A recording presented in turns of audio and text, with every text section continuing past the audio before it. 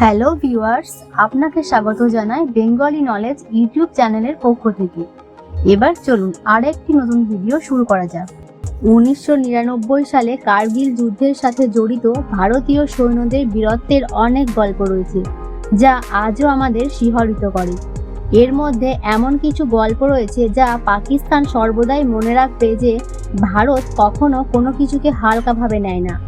আর এমনই একটি গল্প রয়েছে বলিউড অভিনেত্রী রবিনা ট্যান্ডনকে নিয়ে। রবিনা ট্যান্ডন কার্গিল যুদ্ধে অংশ নেননি, কিন্তু তাকে ঘিরে যে গল্পটি রয়েছে তা বেশ মজার।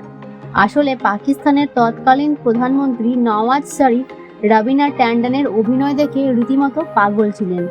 90 দশকের এই অভিনেত্রী শুধু ভারতেই নয়, বিদেশেও তার সৌন্দর্যের জাদু ছড়িয়ে পড়েছিল।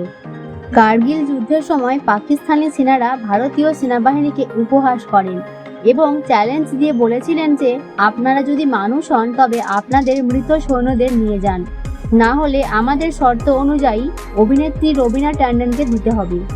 এমনকি প্রধানমন্ত্রী নওয়াজ শরীফও এমনই কিছু ইঙ্গিত দিয়ে বসেছিলেন।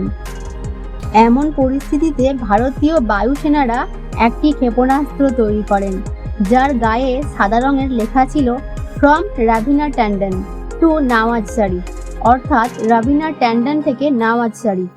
ভারতীয় সেনারা নিজেদের পক্ষ থেকে মিসাইলটি তৈরি করেন এবং সরকার এ বিষয়ে কিছু না জানিয়েই তারা মিসাইলটি উপহার হিসেবে পাকিস্তানে নিক্ষেপ করে। কার্গিল যুদ্ধের বহু বছর পরেও এই ছবিটি সোশ্যাল মিডিয়ায় ভাইরাল হয়।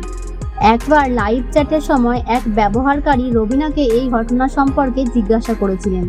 অভিনেত্রী বলেন তিনি এটি অনেক পরে জানতে পারেন, তবে তিনি বিশ্বকে একটি বার্তা দিয়েছিলেন। রবিনা বলেন ভালোবাসা ও সংলাপের মধ্যে যদি কোনো কিছুর সমাধান করা যায় তাহলে সেটাই করা উচিত। তাহলে এই তথ্যটি জেনে আপনার কেমন লেগেছে তা অবশ্যই কমেন্ট করে জানাবেন। সেই সাথে এই চ্যানেলটিকে সাবস্ক্রাইব করতে ভুলবেন না। আবারও দেখা হবে আর একটি নতুন ভিডিওতে। ধন্যবাদ।